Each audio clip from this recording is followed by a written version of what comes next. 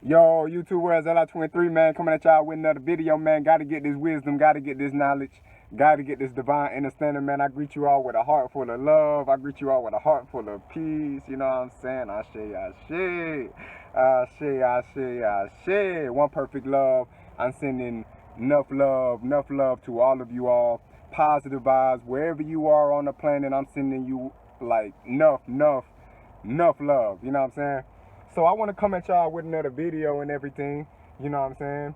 And I just want to speak about, Rastafari, Freeform Locs, the liberty, spirituality, and reasoning with other brethren and sistren that's on your same frequency. So as we walk the earth, we understand that there are a number of different human beings vibrating at different frequencies, at different planes of consciousness, right? So naturally, you go towards the people that's vibrating on your same consciousness, that's vibrating on your same frequency. Now, when we understand that, we also know it's a proverb, that says iron sharpens iron. So whoever you're reasoning with, your friends, your compadres, your amigos, your amigas, you know what I'm saying? Just any friends and anyone that you have in your life experience, they are going to be a part of your heart. And when I mean heart, I'm meaning your inner experience, right? Because every human being is having a human experience, an inner experience. Like we see the bodies of different humans, but we won't never see the heart, or we won't never experience the heart of another human being. It is just them that experience the heart themselves. But you can feel others' hearts. You understand what I'm saying? Through their energy, because if you're conscious enough, once you come into the presence of someone, you can actually read the energy field that is around a human being, because naturally you will understand that, whoa, okay, they energy nice. Even though they ain't said a word, you feel their energy. You know what I'm saying? You want to be around them and just be like, yo, like, give me that light. You like a bug drawn to light. You know what I'm saying? So I began this journey of consciousness when I was 19. You know what I'm saying? And y'all know I had the twisted locks before. Now I got the freeform natty. You know what I mean? Like, you can see the natty now. And I've been running into like enough people just like, yo, Zaylock, you know what I mean? Cause right now currently I'm in Lil 5 Points, you know what I mean? It's just like it's enough you can do with the natties. Like, they getting out there. So I'm currently in Little 5 right now. I tend to do a lot of work and everything at Starbucks, but when I be walking around, Atlanta, a lot of folks like, yo, Zay, what's up, bro? Like, yo, be watching the YouTube video. I'm like, yo, so hell up, to the people that I've recently met that, be watching these videos, and that's, that I've actually shared presence with, So, because we understand the history of melanated people and African people and everything, what's funny is that how America began, the French was actually over America. And then that's when the French and Indian War ended in the year 1763, right? The French and Indian War ended in 1763, and so it ended with the Treaty of Paris. So that's pretty much a document between France and Britain saying, look, the French colonists have to leave America and everything. Now, after that, you have the Pontiac's War, right? Because the Indians was like, yo, nah, I don't want these British, I don't want these Europeans coming over here and trying to take over this land and everything. Pontiac's Rebellion, look it up. Pontiac was this Indian leader or whatnot, and he was famed, amongst the people. He was prominent. That's the word I'm looking for. He was prominent amongst the people in the Indian tribes, you know what I'm saying? But of course, Europeans, they have these guns and everything, and so they overpowered them. A lot of that is you just understand the history, with the 13 colonies, and just how from Georgia all the way up to New York. So on the eastern coast of the United States, that's pretty much the 13 colonies, you know what I'm saying? If my memory serves me correct, the Spanish first had Florida. So Florida was not part of the first 13 colonies, but Georgia was. It was heavy slavery in the South. A lot of slave states, especially North Carolina, South Carolina, Georgia, you know what I'm saying? A lot of slavery in the South, enough slavery. And so when we look at ourselves as melanated people and African people, you know, because speaking from W.E.B. Du Bois, do you identify more with the African or the American? You're called African American, but they ain't called European American, or they ain't called Asian American, or they ain't called Brazilian American. They either Brazilian, Asian, European, or they American, but we African American. So I think Black Panther was an amazing start. You know what I'm saying? There are different videos and different movies and everything that has been taking place to where people can actually start understanding their history. So I won't say it's a start, but I will say that Black Panther was an amazing visualization of the embellishment of African culture. You know what I'm saying? Of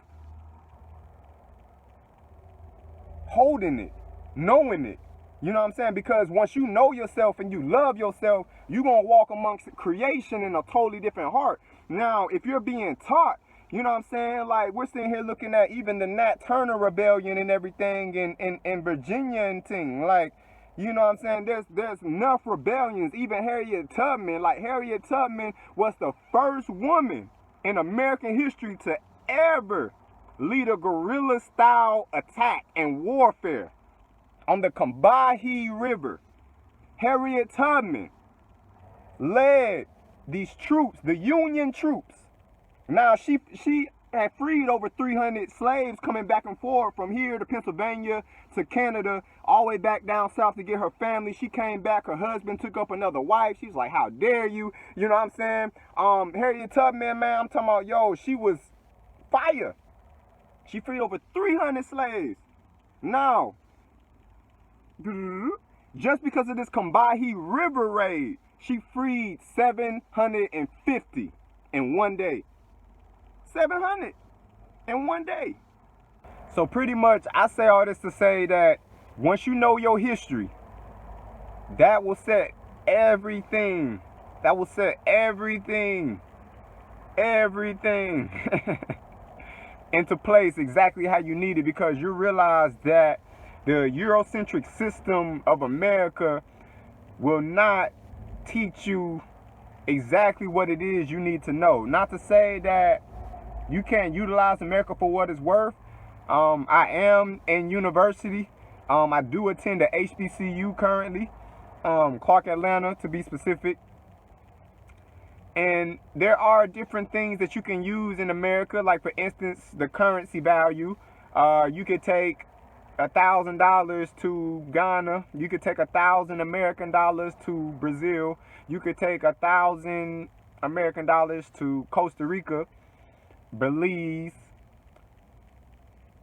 Gambia, Senegal, Togo, Colombia, Honduras, all these places. You can take American money and your money will double, triple, and quadruple over there, just because it's American money and the currency value is much higher. That kind of reminds me of Mansa Musa of Mali. King Mansa Musa, one of the richest human beings, and it's arguably the richest human being to have ever walked the earth. King Mansa Musa of Mali. On his Mecca, as he was passing through Egypt, he was passing out so much gold that it actually inflated Egypt's economy. Egypt's currency, right? For years. It took years for Egypt's currency to get back balance after Mansa Musa passed through. He was just passing out gold. Hey, you know what I'm saying? Here you go. Like, that's wild. So once you know yourself, my queens gonna start rocking their natural hair. They gonna start loving the way the almighty one of the Universe, that created nature, you know, the intention of the divine creator that created this experience. You start to love the intention, the creator's intention of your hair that grows from your scalp, your 9 ether hair, your coiled hair, right? Kind of like a DNA strand, right? So if we understand that, you know, melanated beings was the first human beings and that the melanated woman has all biologies that walk this earth. Hold on, let me word that differently. The melanated woman, the African woman, holds every human being within her molecular structure. Basically. Yeah. Saying that every race of human being was birthed out of a melanated womb. A melanated man and melanated woman, the first beings on the planet. When you go to Sudan, you see Sudan, those are the most darkest human beings on the planet. You know, Sudanese people, they're some of the darkest human beings on the earth.